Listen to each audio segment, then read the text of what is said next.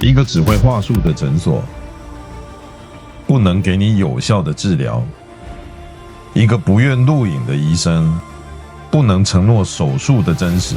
记得，没效的才是最贵。想做要找真专业。Hello， 又到了这个礼拜三打破医美缪斯的时间。好，那我们今天要讲的主题是什么呢？来，第一题，想要让脸变小变 V， 把脂肪抽掉就好了吗？想要让脸变小变 V， 把脂肪抽掉就好。这个问题其实我真的超常遇到的。礼拜一我遇到一个客人，他就是有这样的问题。之前他想去抽那个假脂垫，抽完假脂垫，因为他以前就婴儿肥，所以他想要脸变 V， 然后他就从嘴巴里面去把这个假脂垫抽掉。然后他刚抽完之后，脸变小了，他觉得不错，很明显。可是大概抽完那8个月的时候，他朋友就跟他说：“奇怪，你怎么这个地方凹下去，然后这里反而变得更明显？他以前是那个婴儿肥就是这样子，是可爱的，但脸比较圆。他为想要变 V， 从嘴巴里面去拿假脂垫，结果是变成这里多2块，这里是凹的。为什么会这样？这个题目很有意思。我们如果来仔细研究一下这个题目的话，好，我们脸上的脂肪分2层。我常在讲，我们脸分成浅层、中层跟深层。浅层就是皮肤跟皮下脂肪，中间那一层是筋膜，深层呢就是底下的筋膜室还有深层脂肪垫。如果比喻成浅层就是地毯，中间一层是地板，深层是地基。听清楚这个比喻这很重要。浅层的脂肪叫皮下脂肪，深层的脂肪叫做脂肪垫，假脂垫，它有一个垫了。当然是深层的脂肪，所以我们从嘴巴里面去拿。为什么我们人会嘟嘟？你看每个小孩子婴儿肥，为什么他嘟嘟很可爱？就是因为这个假脂垫它是深层的脂肪垫，它在小的时候，这个假脂垫它会很肥厚。为什么它很肥厚？因为你肥厚的状况下，你要吸奶嘴什么的时候，你只要轻轻就会脑吸，里面空间比较小嘛，因为胖嘟嘟的嘛。你这边脸颊没有胖嘟嘟的空间大，你是不是要吸很用力才可以制造负压？所以它是在演化过程中为了帮助小 baby 他们喝吸东西方便，所以假脂垫比较大。那随着年龄，大部分人这个假脂垫它会慢慢变小，会萎缩一些，就没有那样子婴儿肥。那有些人他的假脂垫还是很肥厚，这个假脂垫呢，它比较肥厚的时候，有些人就觉得他脸不够 V， 就会用一个传统的术式，这个叫barcode-lipectomy，意思是说从嘴巴里面拿假脂垫。我们现在其实在有些研究，这个假脂垫它跟你想的不一样，它不是只有这里有一块假脂垫它往上会通到太阳穴，里面嘴巴里面深处会跑到这个里面，它是一个这样子形状的一个立方的，不是一块的它是这样的一个脂肪垫。所以我们从这个地方抽出来的时候，你脸变小了，可是事实上你抽的过程中，你也会把它从其他地方抽过来，而且因为你去拉它，它就有点松动，造成它上面的一些小韧带，假脂垫上面有4条小韧带，如果你抽太多脂肪垫出来的时候，会造成这个韧带的松动，这就会造成说一开始你会觉得脸变小，但是后面你的这个地基被影响了，它就会垮得更快。所以如果你脸要变 V， 拿假脂垫，我们什么状况会拿？是真的很肥厚很胖，我们真的需要拿掉一些，让它体积变小，不然绝对不是单靠假脂垫拿掉就是可以变 V 的，因为它很可能之后反而因为你地基松动了，反而造成它垂得更快，垂得更快就这样，这里掉下来，这里凹下去，这里凹下去因为被你拿掉，这里掉下来是因为你在扯动的时候把其他地方扯下来，所以拿脂肪，光拿脂肪你会不会变 V？其实不是这样，另外一个状况，拿脂肪是拿什么？拿皮下脂肪，抽皮下脂肪，抽皮下脂肪你会不会让脸变小？也会啊，就像我们身体抽脂嘛，大腿抽脂腿会变细，会嘛？肚子抽脂腰会不会变细？会嘛？手抽脂手会不会变细？会嘛？手背也会跟着变细啊，但是脸抽脂脸会变小，也会。可是要注意一件事，我们脸当它脂肪抽多的时候，它当然就像身体，如果一下脂肪抽多的时候，它会变少，会跟身体有一个地方不太一样。我们身体的脂肪是你抽多的时候，你的就像气球胀得满满的时候很有弹性，气球萎缩的时候是不是这样松松的？可以理解吗？身体都是这样子，很容易理解嘛。可是脸又有点不一样，脸有很多的韧带，大家都知道。那这个韧带它就是像从这个地基我们那个一栋大楼地基上面会有什么柱子，然后柱子通过地板，然后再往上。只是这个脸上的这个柱子，它到了我们的这个表皮的时候，它不是一根柱子而已，它是会分散开来，像树枝一样分散开来去抓住这个皮肤。我们脸的皮下脂肪里面有很多像树枝一样，它不是韧带，它是一些韧带的小分支去抓住我们的脸。那我们在抽脂的过程中，单纯的脸部抽脂很容易就是说你抽完以后，你那个树枝你抽过它怎么样，会造成那个小树枝会松开，所以它不是说你抽多它会松，你抽这个动作就有可能会造成脸皮的松。所以我都会强烈建议如果你脸部要变小，你在做抽脂的时候你要搭配用线，而且这个线它一定要是环状。我们脸部溶脂完以后，假设你看这个是表皮上面很多的这个小支柱，我们溶脂完以后，你用线在这个里面用一个环状的方式一拉，你的皮就会贴紧在底下的组织，这样既可以达到怎么样，你脸变小，然后脸皮又不会松那么的。我常常有时候跟客人讲，你要脸变小要抽脂没问题，我会帮你用，但是如果你要更紧，我都会希望搭配线，这样可以做完又紧又小。OK， 所以这是一个很简单的题目，常常客人也会问我这个问题，可是其实里面有很多的猫腻在。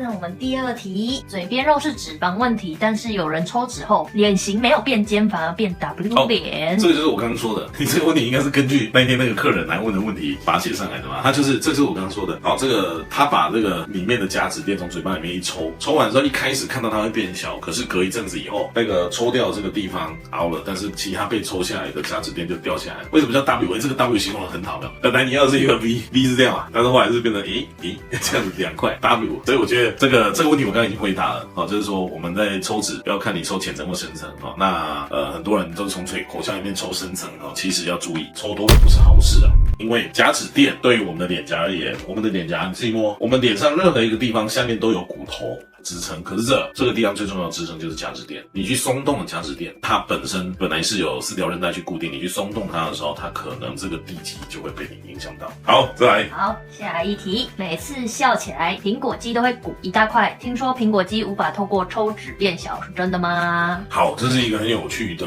问题。首先要讲的是苹果肌是什么？对，小白金，这是苹果肌，愿意给大家看一下吗？这是苹果肌，咚，不好意思，摸一下哦，这就是苹果肌。苹果肌我们在看的时候其实东方人很喜欢苹果肌，就是这一区看清楚哦，我们一般笔可以记住苹果肌在这一颧骨。是这个我们中文上面这样说，中文的脸颊指的是这 cheek， 英文叫 cheek， 脸颊在这。可是呢，这个中文叫颧骨是这，但英文是 cheekbone，cheek 在这，但是 cheekbone 就在这，是不一样的。所以因为我们很多国外来的客人有的时候他会有点奇怪，因为我们中文在讲这个跟英文上面像平常日常的口语会有点混乱。这个我们一般讲的苹果肌在这一区，一般讲的苹果肌在这一区。那所以如果我们一般讲这一区，就是讲 mother area 在这个地方。可是呢，这个 mother 地嘛，指的就是这个地方，所以很好玩，有好几个地方它的这个英文跟中文其实会有点不一样，会让大家混乱。好，那苹果肌在这个地方，那到底苹果肌是什么？首先我们要先讲清楚这个问题，苹果肌它不是肌肉，苹果肌它是脂肪。那这个苹果肌它的构成是由2层的脂肪构成，哪2层的这个脂肪构成呢？一个是浅层的脂肪，一个是深层的脂肪。这个浅层的这个脂肪就是所谓的皮下脂肪，这个浅层的这个脂肪呢，就叫做 medial cheek fat， 在这里这一区，这个是这一区这个浅层的这个脂肪呢，它下面有一个空间。我好像不小心，对不起，我们今天不是在帮医师上课，我不小心又讲到了比较深的部分。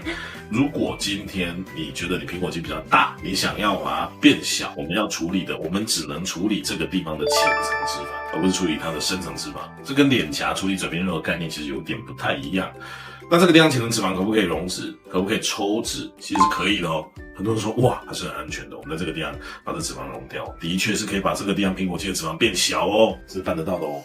还有第二种方式，除了如果你听一听很想用，可是你还是听到要抽脂要溶脂，还是会怕的。我坦白说，这个地方你去打消脂效果很差，没什么用，溶脂效果会好很多。那但是你听一听，你还是不敢要溶脂，有没有办法？还有一个办法，用线。这个是溶脂以后的效果。那有些人听一听，我觉得可是我就是不敢溶脂啊，怎么办？那还有一个方式就是我们用拉线的方式。拉线呢拉线其实它运用超乎大家想象。一个懂得拉线变化的医师，它可以做到不是只有收紧，不是只有上提而已。像这一种如果比较大的话，它甚至可以把它拉得比较扁，拉得没有那么的大，这也是做得到的。所以这个线就是看我们怎么去拉。你要把它拉到把它上提，这是一个方式；要把它拉到比较扁，这也是一种方式。